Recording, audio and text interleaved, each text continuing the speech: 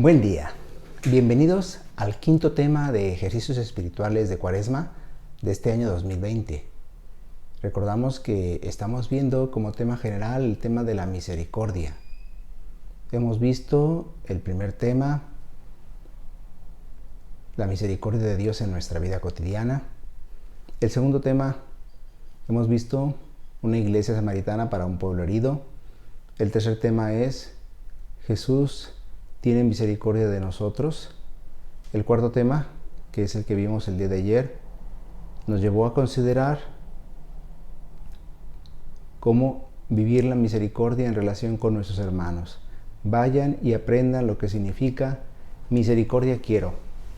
Ahora vamos a ver como quinto tema, espacios eclesiales, oasis de misericordia.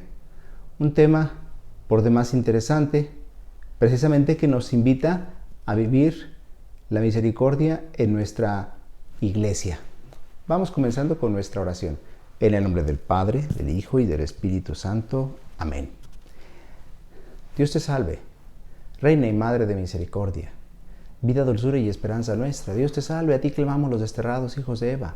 A ti suspiramos gimiendo y llorando en este valle de lágrimas. Sea pues, Señora abogada nuestra, vuelve a nosotros sus ojos misericordiosos y después de este destierro muéstranos a Jesús, fruto bendito de tu vientre, oh clemente, oh piadosa, oh dulce Virgen María, ruega por nosotros, Santa Madre de Dios, para que seamos dignos de alcanzar las promesas de nuestro Señor Jesucristo. Amén. En el nombre del Padre, del Hijo y del Espíritu Santo. Amén. ¿Cuál es el objetivo de nuestro tema? Tomar conciencia de que Jesús siempre nos acompaña con su misericordia, para compartirla con los hermanos en cualquier circunstancia. Veamos un poco de nuestra realidad. Cuando hablamos de que la vida eclesial debe crear espacios de misericordia, ¿de qué espacios estamos hablando? ¿De qué se trata? Los espacios que habitamos son esenciales para nuestra vida social. Se trata de los lugares donde hacemos nuestra vida, donde desplegamos nuestras potencialidades, donde gozamos, donde reímos, donde lloramos, donde servimos, donde recibimos ayuda.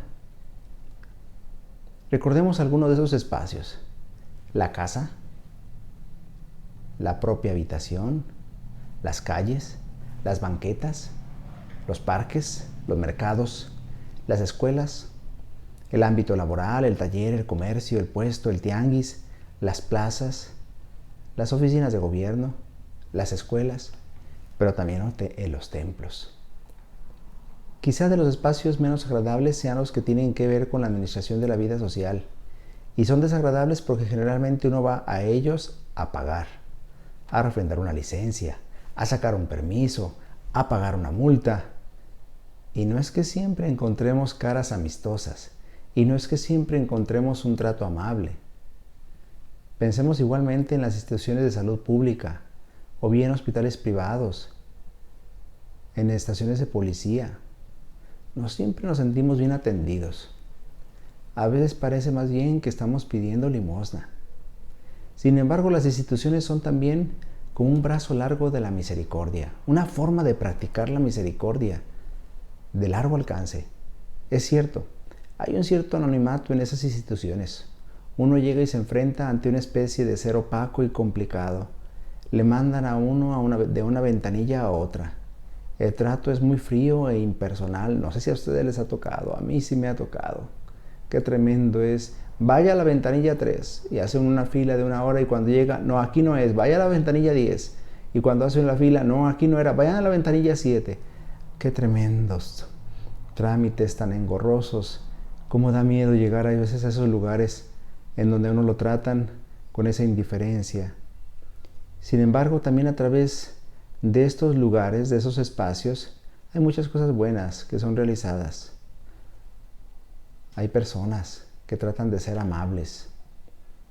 A pesar de todo, a pesar de las circunstancias, hay personas buenas que tratan de actuar con misericordia. Tratan de ponerse en el lugar de aquel que llega a pedir, a solicitar un servicio. Podemos tener la certeza de que alguna atención se presta a las personas que acuden a ella o a nosotros mismos cuando a ellas hacemos recurso. Tal vez a través de las instituciones sea posible también comprender aquellas preguntas: ¿Cuándo te vimos hambriento y te dimos de comer? ¿Cuándo te vimos desnudo y te vestimos? La cooperación que tal vez hemos aportado a instituciones de servicio social, la Cruz Roja, Casas Hogar y eclesiales como Cáritas, misiones, comedores, visitas a enfermos, puede ser pensada como espacios de esta misericordia practicada, digamos, a larga distancia.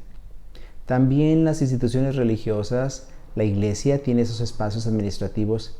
Aquí también hay trámites que hacer, servicios que solicitar, cooperaciones que aportar, etc.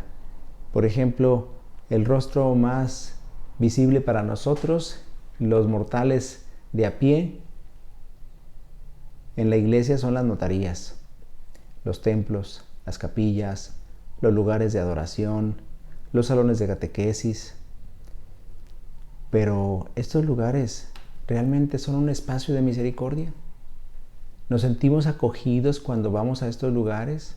¿Nos sentimos acogidos con misericordia en las notarías parroquiales? A veces no. A veces nos sentimos tratados como si se tratara de una oficina de gobierno, con mucha burocracia. A veces también los templos, las capillas, los lugares de adoración se vuelven como una aduana, imposible de franquear. Y la pregunta sigue siendo, ¿pueden ser un espacio de misericordia? Claro que sí, deben serlo. ¿De qué manera lo han sido o lo son? Porque no habrá que generalizar si hemos recibido algún maltrato en alguno de estos lugares. Hay muchos lugares en donde somos tratados bien, en donde la gente que nos atiende nos trata bien. Y es muy bonito escuchar eso. Se los puedo decir con mucha humildad. De nuestra notaría hemos recibido mensajes, sobre todo a través de internet. Gracias, porque siempre que vamos ahí, la secretaria, el sacristán y los sacerdotes son muy amables. Bueno, pues es que eso debería ser nuestro deber. Ese es nuestro deber. Esa debería ser la norma general. Pero luego la gente dice, es que no es así en todas partes. Qué lamentable. Tal vez podemos hablar de la misericordia en algunos de esos espacios eclesiales. Lo más importante, sin embargo, es que tales espacios y lugares son habitados por personas. ¿Qué podríamos compartir de las experiencias que hemos vivido, por ejemplo, en la iglesia, en la parroquia, en los grupos eclesiales? Por ejemplo, cuando hemos ido a la notaría, cuando hemos buscado al señor cura para hablar un poco, cuando al padre hemos solicitado ser escuchados en confesión, en la coordinación de los grupos, en la catequesis, etc. ¿En qué nos hemos sentido atendidos? ¿En cómo nos hemos sentido atendidos, diríamos? ¿Qué aspectos de la atención recibida han dejado que desear? ¿Nuestra lengua a la hora de hablar ha construido espacios de misericordia o tal vez los ha destruido? Es interesante que nos hagamos estas preguntas. Y ustedes dirán, ¿y nosotros cómo podríamos aportar para que esos espacios se volvieran lugares de misericordia? Pues con nuestra crítica constructiva, con nuestra corrección fraterna. A veces cuando no hemos sido tratados con misericordia en nuestra parroquia, en nuestras oficinas parroquiales, por los mismos sacerdotes, se los podemos hacer saber con caridad, con oportunidad. Se los podemos decir. No me sentí tratado con misericordia cuando vine a buscarlo, Padre. A veces vamos a solicitar un servicio, la unción de un enfermo, y a veces el Padre no tiene tiempo. Es verdad que a veces no conocemos todo lo que está detrás cuando un sacerdote nos dice que está ocupado. Puede tener 1000 cosas que hacer, pero evidentemente que tenemos que expresarlo, decirlo con claridad y también con oportunidad. Si alguna vez no hemos sido tratados con misericordia en esos espacios, pues tenemos que decirlo, precisamente para que podamos corregirnos a los que trabajamos en esos lugares. Los espacios eclesiales tienen que ser oasis de misericordia. Tiene uno que sentirse escuchado, acogido, bien recibido. Les invito a reflexionar juntos en un pasaje de la carta a los Filipenses. capítulo 2, versículo 1 al 11. Así pues, les conjuro en virtud de toda exhortación en Cristo, que toda persuasión de amor, de toda comunión en el Espíritu, de toda entrañable compasión, que colmen mi alegría, siendo todos del mismo sentir, con un mismo amor, un mismo espíritu, unos mismos sentimientos. Nada hagan por rivalidad ni por vanagloria, sino con humildad, considerando cada cual a los demás como superiores a sí mismos, buscando cada cual no su propio interés, sino el de los demás. Tengan entre ustedes los mismos sentimientos que tuvo Cristo, el cual, siendo de condición divina, no retuvo ávidamente el ser igual a Dios, sino que se despojó de sí mismo, tomando condición de esclavo, haciéndose semejante a los hombres y apareciendo en su porte como hombre, y se humilló a sí mismo, obedeciendo hasta la muerte y una muerte de cruz, por lo cual Dios lo exaltó y le otorgó el nombre que está sobre todo nombre, para que al nombre de Jesús toda rodilla se doble, en los cielos, en la tierra y en los abismos, y toda lengua proclame que Jesús es el Señor, para la gloria de Dios Padre. Amén. Palabra de Dios. Te alabamos, Señor. Qué hermosa lectura la que hemos escuchado. Y notamos pues que San Pablo en su carta a los Filipenses hace este himno que nosotros conocemos como el himno de la kénosis, es decir, del abajamiento. Cristo no retuvo ávidamente el ser igual a Dios, sino que se despojó de sí mismo, tomando condición de siervo, haciéndose semejante a los hombres, se humilló y se hizo obediente hasta morir en la cruz. Por eso el Padre lo exaltó y le otorgó el nombre que está sobre todo nombre.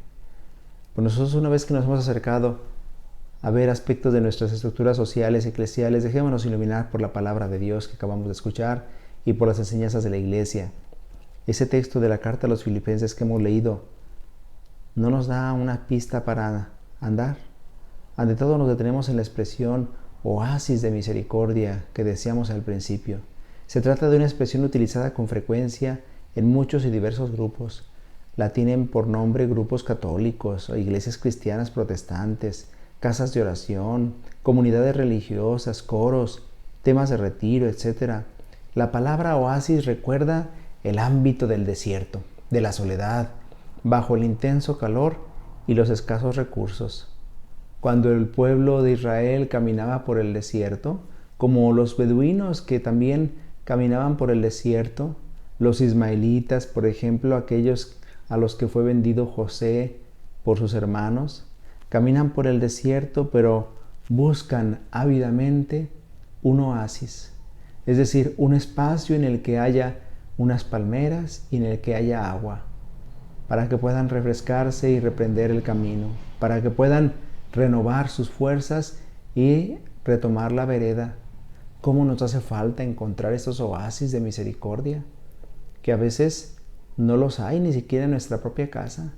A veces me ha tocado platicar con jóvenes que me dicen: yo me salgo temprano de mi casa y no regreso hasta la noche porque en mi casa siempre hay discusiones, siempre hay pleitos, siempre hay ofensas e injurias y prefiero estar fuera de la casa todo el día. Me ha tocado platicar con muchachos que me dicen eso.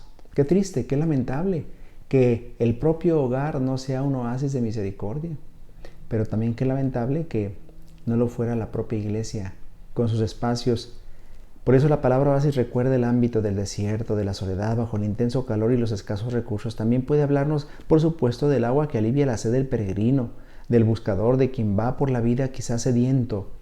Bienaventurados los que tienen sed de justicia. Recuerda igualmente al propio Jesús que se dirige a los sedientos con un grito: el que tenga sed, que venga a mí y beba. Jesús es el oasis de la misericordia del Padre, es decir, es el espacio en el que podemos ir a encontrar el agua viva. De este modo, pues, podemos entender que Jesús es el oasis para todo sediento, para quien tiene sed de lo mejor que hay en el ser humano. Por su parte, apagar la sed es descansar, es aliviar al menos un poco el deseo de aquello que hay de mejor en el ser humano. Por eso Jesús dice a la mujer samaritana: el que tome de esta agua no volverá a tener sed. Y ella responde con una súplica: dame, Señor, de esa agua. Sin embargo, conviene recordar que clavado en la cruz y agonizante, Jesús mismo suplica: dame de beber. Jesús muere sediento, pero no de agua. Parece que la sed que Jesús tiene es de nuestro amor, de nuestra atención, de nuestro cariño, de nuestra vida, de nuestro corazón. La sed es uno de los elementos más propiamente humanos. Jesús mismo, incluso siendo el oasis, buscará a alguien que alivie su sed. De este modo parece llamarnos a unirnos a Él como agua y oasis para Él mismo, ciertamente, en la persona de nuestros hermanos, ser esta agua que calma la sed.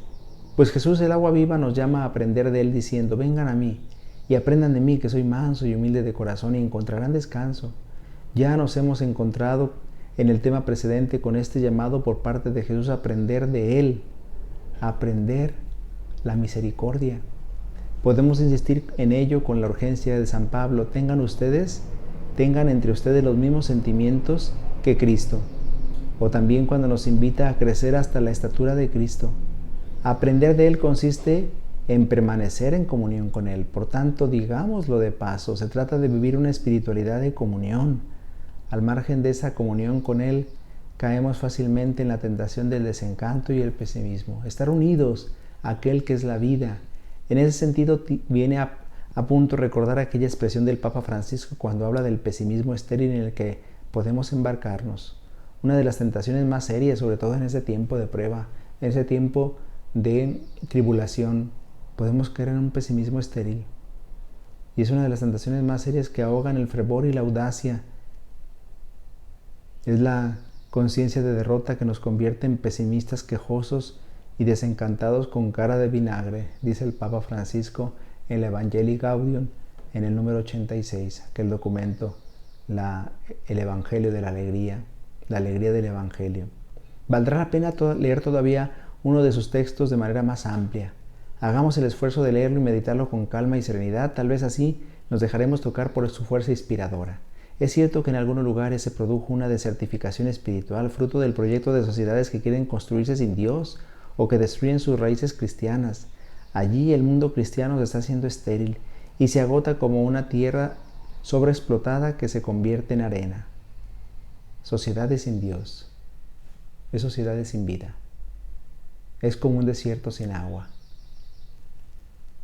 En otros países la resistencia violenta al cristianismo obliga a los cristianos a vivir su fe casi escondidas en el país que aman.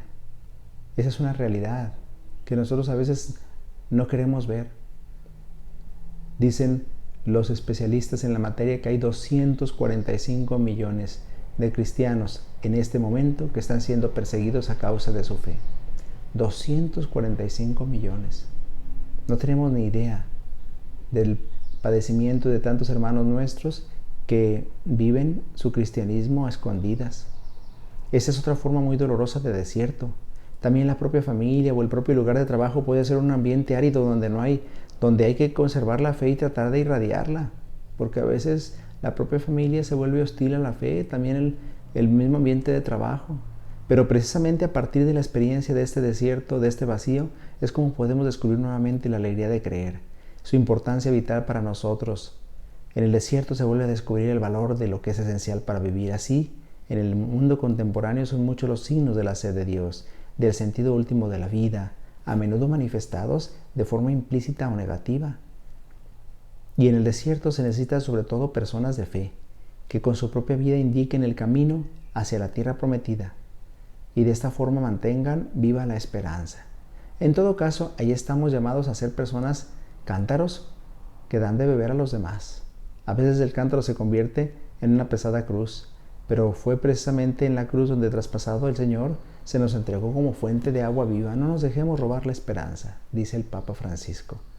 Pues ya les invito a que concreticemos en acciones esto que acabamos de reflexionar. ¿De qué manera? ¿Por qué caminos podríamos ser oasis de misericordia para nuestra familia y para nuestra sociedad? ¿De qué manera haremos de nuestros espacios eclesiales oasis de misericordia? ¿O ser nosotros lugares cántaros, personas cántaros que alivian a las personas sedientas de respeto, de amable atención y de cariño? Demos paso, pues, al siguiente momento de nuestro tema.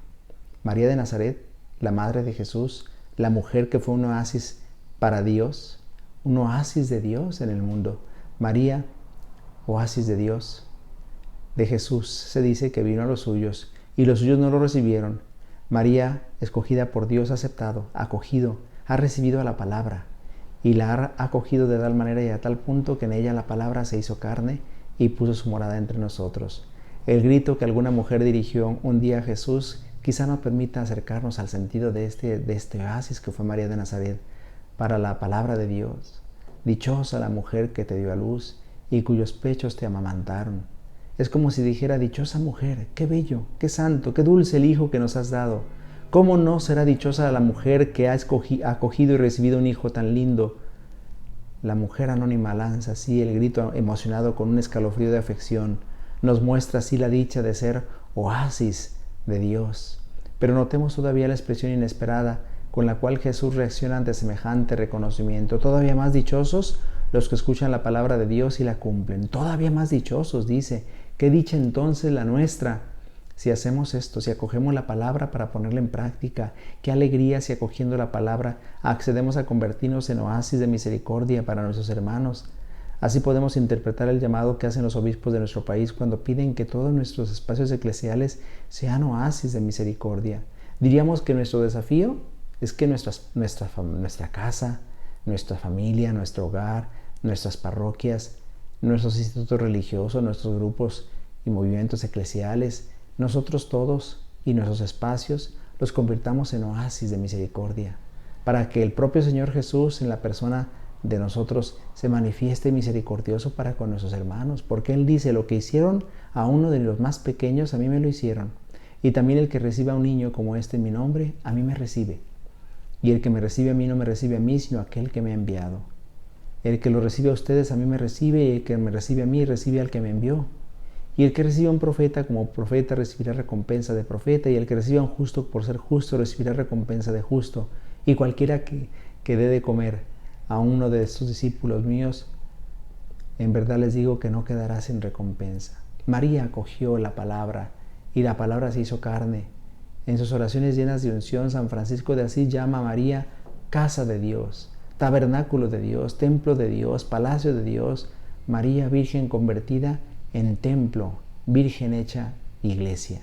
Así pues el carácter de oasis llega más lejos aún hasta convertirse en manantial. Los obispos y el Papa llaman a María y le invocan diciendo: manantial de alegría para los pequeños, ruega por nosotros. Y al mismo tiempo que afirman la existencia de un estilo mariano en la actividad evangelizadora de la iglesia, de manera que un misionero entregado experimenta el gusto de ser un manantial que desborda y refresca a los demás. ¿No será este un llamado a dejarnos transformar como María por el Espíritu de Dios en un espacio privilegiado de misericordia? María se dejó transformar por el Espíritu de Dios en casa, en palacio, en morada del Señor. ¿No será eso lo que quiere Dios de nosotros? ¿Qué propuestas concretas podemos hacernos al respecto en esta Cuaresma o en esta Pascua? ¿Qué proyectos, qué metas podríamos proponernos como grupo y comunidad para dejarnos convertir en oasis de misericordia?